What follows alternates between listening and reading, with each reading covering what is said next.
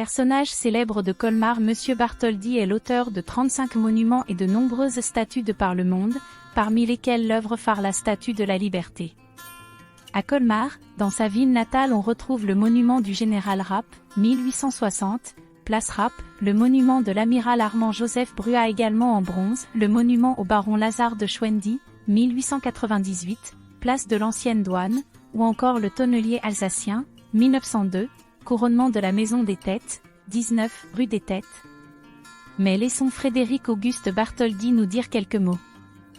Bonjour, je suis Frédéric Auguste Bartholdi, né le 2 août 1834 à Colmar et mort le 4 octobre 1904 à Paris. Je me rends à l'inauguration le 28 octobre 1886 de la Statue de la Liberté. Statue que j'ai créée et offerte à la ville de New York, une de mes statues la plus célèbre.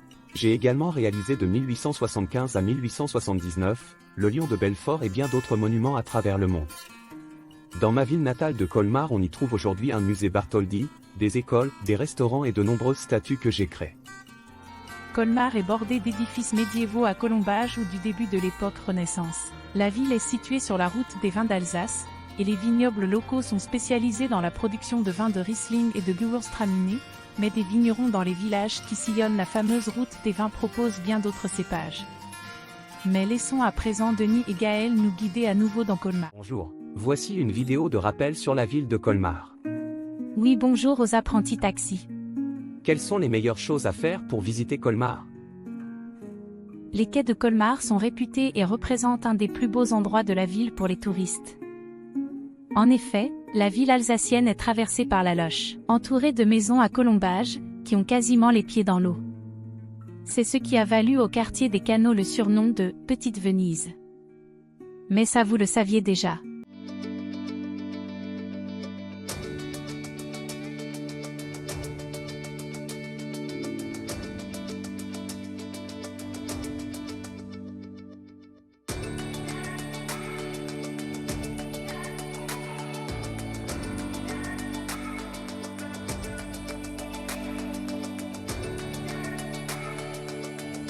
Colmar, c'est aussi des hôtels prestigieux étoilés, avec des restaurants également récompensés, comme l'Esquisse et son restaurant le JS en haut à gauche. Ou encore la Maison des Têtes hôtel typique avec son restaurant fraîchement étoilé, ou encore le James et ses 4 étoiles. À Colmar, l'équipe de tournage de la télé-réalité chinoise Chinese Restaurant s'est finalement portée sur le bistrot des Lavandières. Le programme, qui met en scène la gestion d'un restaurant par des célébrités chinoises, a fait de cette adresse un lieu de pèlerinage pour des millions de touristes chinois. Idéalement situé en plein cœur de Colmar, dans le pittoresque quartier de la Petite Venise, le bistrot des Lavandières fait référence aux femmes qui, jadis, lavaient leur linge dans la rivière longeant l'établissement. 私たちはコルマールの街が本当に好きです。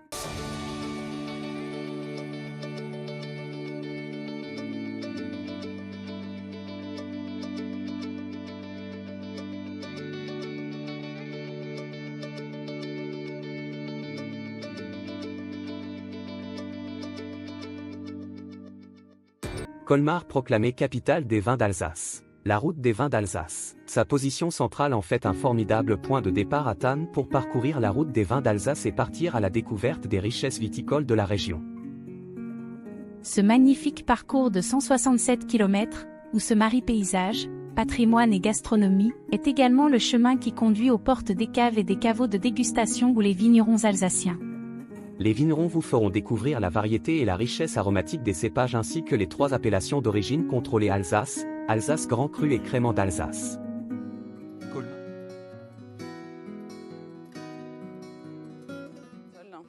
7 cépages dans la région, donc, qui sont le Sylvaner, Pinot Blanc, Riesling, Muscat, Pinot Gris, Gewürztraminer et Pinot Noir. Et vraiment, c'est toujours un plaisir de faire goûter nos vins, de montrer la diversité qu'on peut avoir en Alsace, d'un terroir à l'autre, d'un cépage à l'autre.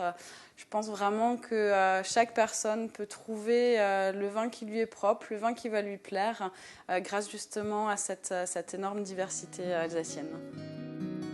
Colmar en hiver, c'est aussi la magie de Noël. Ne manquez surtout pas de vous émerveiller devant la maison Pfister, le Coiffus, le musée Interlinden, la Petite Venise, la Maison des Têtes ou encore la Collégiale Saint-Martin. Le charme envoûtant des fêtes de Noël à Colmar et dans les nombreux villages alentours. Les villes entières sont décorées comme dans un rêve.